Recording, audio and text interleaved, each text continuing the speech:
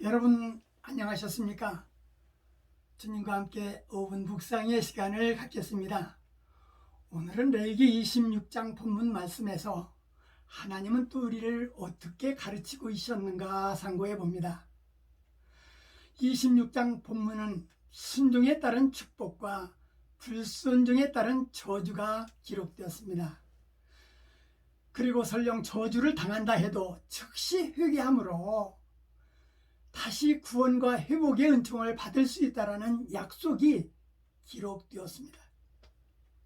본문 말씀은 특별히 저주에 관한 경고가 길게 언급되었는데 불순종하는 자의 경각심을 고취시키고자 했습니다. 우상 숭배에 대한 경고의 말씀은 우상을 만들지 말고 목상이나 주상을 세우지 말고 석상도 세우지 말고 그곳에 절하지 말며 안식일을 지켜 하나님의 성소를 공경하라 말씀하셨습니다.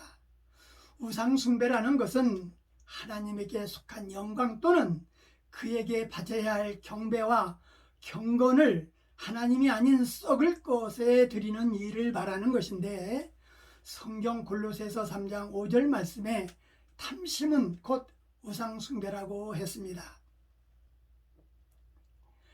석상이나 목상을 만들어 절하는 것만이 우상이 아니고 탐심이 가득한 자도 우상 숭배가 되는 것이라 말씀하셨습니다.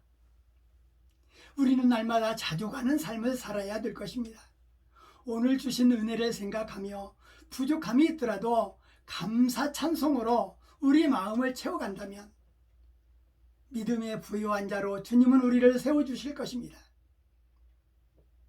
본문 말씀을 묵상하면서 이 말씀이 가정들마다 보물 기둥이 되었으면 좋겠다 생각해 봤습니다. 하나님의 규례와 법도를 지키면 밭에 수목은 열매를 맺고 타작은 포도 딸 때까지 미치겠고 그 땅에 평화를 주며 두렵게 할 자도 없고 대적이 너희 앞에서 칼에 엎드려질 것이고 5명이 100을 100명이 10,000명을 쫓아 칼에 엎드려지게 할 것이라 말씀하셨습니다. 여호와 하나님과 세운 언약을 이행하면 번성하고 창대케 할 것이고 오래된 곡식을 먹다가 햇곡식을 먹을 것이요 내 마음이 너희를 싫어하지 않을 것이라 말씀하셨습니다. 나는 너희 하나님이 되고 너희는 나의 백성이 될 것이라. 그러나 내게 청종하지 않고 이 모든 명령을 준행치 아니하면 놀라운 재앙과 폐병과 열병으로 눈이 어둡게 될 것이고 생명이 쇠약하게 될 것이라 말씀하셨습니다. 파종은 헛것이 되고 대적들이 그것을 먹을 것이고 그렇게 되어도 내게 청종치 않는다면 7배나 더한 벌로 재앙을 내릴 것인즉 들짐승을 보낼 것이요 그것들이 너희 자녀들을 움키고 육축을 멸하며 너희 수요를 감속케 할 것이요 도로가 황폐케 될 것이라고 말씀하셨습니다.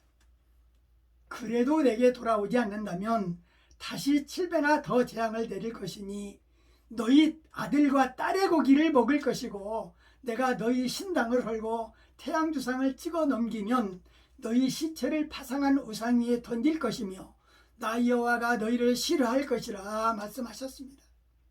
너희가 열방 중에 망할 것이고 대적의 땅이 너희를 삼킬 것이라 말씀하셨습니다.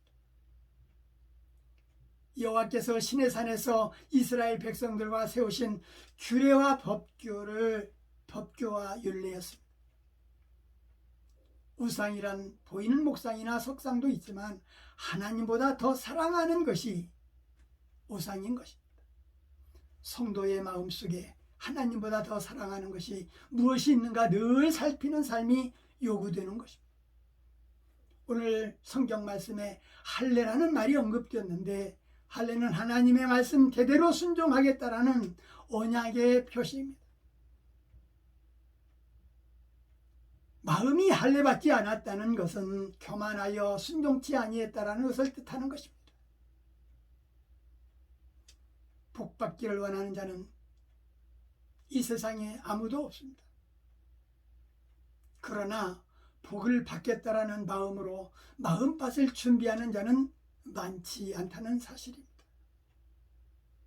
번성하고 창대한 복을 받기 위해서는 말씀에 순종하는 자가 되어야 하고, 탐심을 내려놓고 나보다 어려운 이웃을 관심을 갖는 것도 하나님을 기쁘게 하는 삶이 될 것입니다.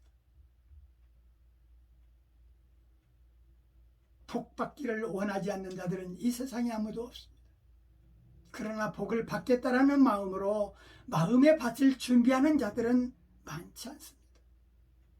저나 시청자 여러분들은 복 받기를 준비하는 자들이 다 되었으면 좋겠습니다. 오늘 말씀 여기까지입니다. 시청해 주셔서 대단히 감사합니다. 안녕히 계십시오. 내일 다시 뵙겠습니다.